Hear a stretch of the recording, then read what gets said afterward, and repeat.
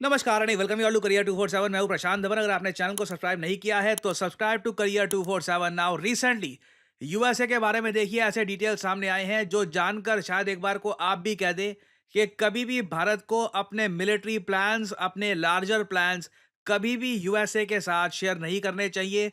Leak हो सकते हैं, क्योंकि यहाँ पे आप लोग देख पाओगे आज के समय पूरी दुनिया, इंटरनेशनल मीडिया, चाहे सीएनएन हो, voice of America, French media, अब ऑस्ट्रेलियन मीडिया, हर जगह ये फोटो आपको कॉमन मिलेगी। इस आदमी की फोटो, इस आदमी ने यूएसए पर जो दुनिया का भरोसा था, स्पेशली यूएसए के मित्र मुल्क देशों का जो भरोसा था, इसको ऑलमोस्ट डिस्ट्रॉय ही कर दिया है।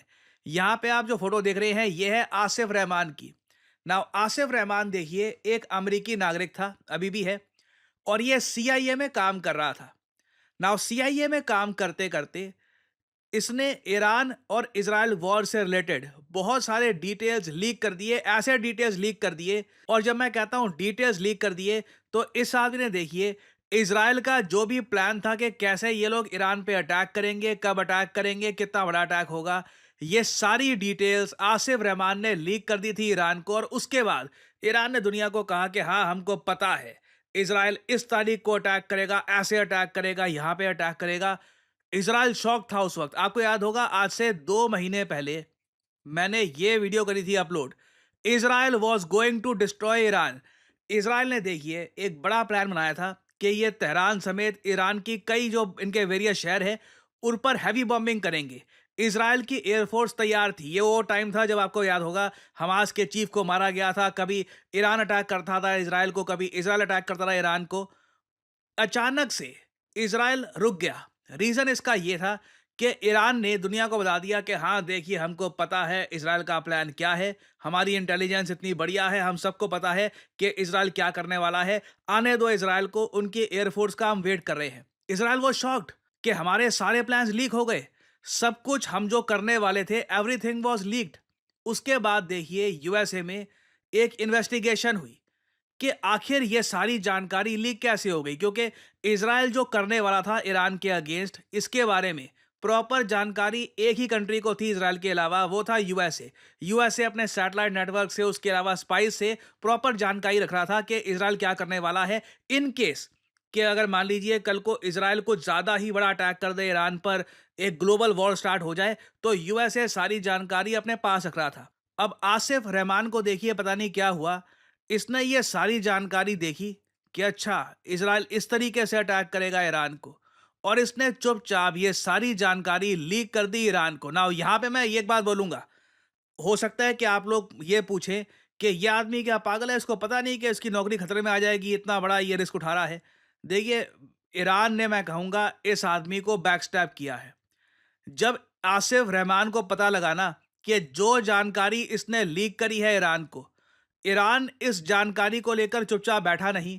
ईरान ने पूरी दुनिया के सामने पेपर लहरा दिए कि देखो ये है इजराइल का प्लान, हमारे पास आ गया। उस वक्त डेफिनेटली आसिफ रहमान शॉक रह गया होगा कि ईरान ने इसकी सिक्योरिटी के बारे में बिल्कुल नहीं सोचा। क्योंकि मैं वैसे आपको बताऊं, जब इसने प्लान लीक किए थे ना ईरान को, यूएसए को पता नहीं लगा था। अगर इजराइल उस वक्त अटैक करता ईरान को और ईरान तैयार बैठा होता, इजराइल की एयरफोर्स को हैवी नुकसान पहुंचता उस पर्टिकुलर केस में, तो आसिफ रहमान कभी पकड़ा नहीं जाता। कभी कोई सोचता ही नहीं कि एक्चुअली में इजराइल के सारे प्लान्स ऑलरेडी लीक्ड हो चुके थे ईरान को। मगर ईरान ने देखिए इसकी बलि दे दी और अपने आप को बिल्कुल सेफ रखा, इजराइल को यह बता के कि देखिए आपकी सारी जानकारी हमारे पास लीक हो रखी है। और उसके बाद देखिए इजराइल ने ना कई महीनों तक जो इनके बड़े प्लान्स थे अटैक के ऑन ईरान, ये कैंसिल कर दिए, क्योंकि इजराइल ये सोच रहा था क्या क्या लीक हो चुका है।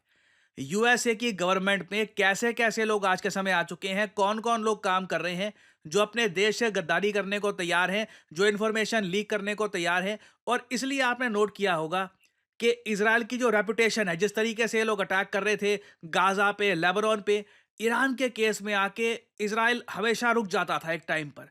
इन्होंने ईरान पर भी मिसाइल बरसाए हैं, मगर उस लेवल का अटैक नहीं किया जो दुनिया एंटिसिपेट कर रही थी। उसके पीछे बहुत ही बड़ा रीजन है आसिफ रहमान। नाउ अगेन देखिए, इस टॉपिक को देखने के बहुत सारे आपके व्यू पॉइंट हो सकते हैं। एक बार को एक न्यूट्रल पॉइंट ऑफ व्यू से, ना आप अमेरिकन हो, ना ईरानी हो, ना इजरायली हो, एक बार को आप कह सकते हैं इस आदमी ने ना अपने देश से गद्दारी करके बहुत बड़ी वॉर टलवा दी। क्योंकि अगर ये सारी जो इंफॉर्मेशन लीक ना करता, मैं अगेन यहाँ पे बोलूंगा, आसिफ रहमान ने जो किया वो गलत है। देश से गद्दारी नहीं करनी चाहिए, देश आदमी का सबसे ऊपर होता है। मगर इसने जो इंफॉर्मेशन लीक कर दी और उसके बाद ईरान ने ये सारी इंफॉर्मेशन दुनिया में बांट दी कि हमको पता है इजराइल अटैक करने वाला है। इससे देखिए एक लार्ज स्केल वॉर जो हो सकती थी वो रुक गई।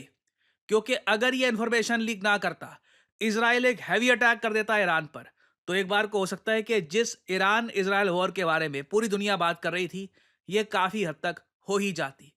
तो इतिहास देखिए इस इवेंट को बहुत सारे तरीके से देखेगा। इट डिपेंड्स कि आप यहाँ पर कैसे व्यू करते हैं सबको। बट ईदर वे मैं आपको ये बता दूं, अब तो खैर इस आदमी ने, आसिफ रहमान ने, खुद भी एक्सेप्ट कर लिया है कि इसने इन्फॉर्मेशन लीक कर दी थी। बुरी तरीके से फंस चुका है ये, क्योंकि ईरान ने भी इसकी सिक्योरिटी के बारे में नहीं सोचा। ही इज गॉन नाउ, काफी इनको बुरी सजा मिलेगी। But at the same time लगता नहीं है कि इजराइल कभी भी यूएसए का ट्रस्ट फिर से करेगा।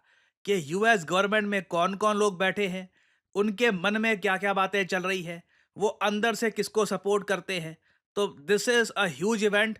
और अभी के लिए तो खैर गाजा के साथ सीजफायर भी हो चुका है इजराइल का। बट फ्यूचर की मैं बात कर रहा हूँ, आज से 2-3 साल बाद फिर से अगर मान लीजिए सिचुएशन खराब होती है मिडल ईस्ट में, आप उस पर्टिकुलर केस में देखोगे कि Israel will never truly trust USA. ये यूएसए के साथ अपने एक्चुअल प्लान्स कभी भी शेयर नहीं करेंगे आसिफ रहमान केस के बाद। और परहैप्स कुछ हद तक आप कह सकते हैं इवन इंडिया और वेरियस और कंट्रीज हमेशा इस बात को लेकर केयरफुल रहेंगे कि यूएसए के साथ कुछ शेयर कर दिया तो ये लीक ना हो जाए। नाउ फाइनली यहाँ पे आप लोगों से मैं एक सवाल पूछूंगा। क्वेश्चन ये है कि भारत ने हाल ही में किस देश के साथ एक एग्रीमेंट साइन किया है रिगार्डिंग साइबर क्राइम कॉपरेशन।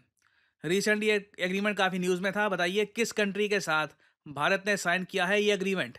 ये है यहाँ पे आपकी ऑप्शंस, रशिया, फ्रांस, यूएसए या चाइना। कमेंट सेक्शन में करिए उत्तर। जो लोग देंगे सही आंसर उनकी कमेंट को मैं दे दूंगा हार्ट, ताकि बाकी लोग समझ पाएं कि सही उत्तर क्या है। और फाइनली मैं आपको इंट्रोड्यूस करवाना चाहता हूं करियर 247 से। करियर 247 आखिर है क्या? Career 247 stands for knowledge, upskilling, growth and self improvement. Career 247 में ऑब्वियसली विश्व भर में क्या हो रहा है, इवन भारत में क्या हो रहा है, इन सब टॉपिक्स पे हम चर्चा करते हैं। But at the same time career 247 आपकी हेल्प करेगा अपने करियर को इंप्रूव करने में। चाहे आप अपस्किल करना चाहते हैं खुद को, आप फाइनली अपनी पहली जॉब स्टार्ट करना चाहते हैं, आप अपनी एग्जिस्टिंग जॉब से बेहतर नौकरी चाहते हैं, आप खुद को अपस्किल करके कॉन्स्टेंटली ग्रो करना चाहते हैं, career 247 will help you in all of this. और हमारे देश को आज के समय इन सब चीजों की सबसे ज्यादा आवश्यकता है। ह्यूमंगस आबादी है हमारे पास, यूथफुल पॉपुलेशन है। We need to make them skilled. हम चाहते हैं कि ये आबादी ग्रो करे, अपने करियर को आगे लेकर जाए। और इसके लिए 247 we are with you. So subscribe करिए करियर 247 के चैनल को, ज्वाइन दिस न्यू इनिशिएटिव। और इसी नोट के साथ ये है वीडियो का अंत। Thank you for listening and as I always say, may the gods watch over you.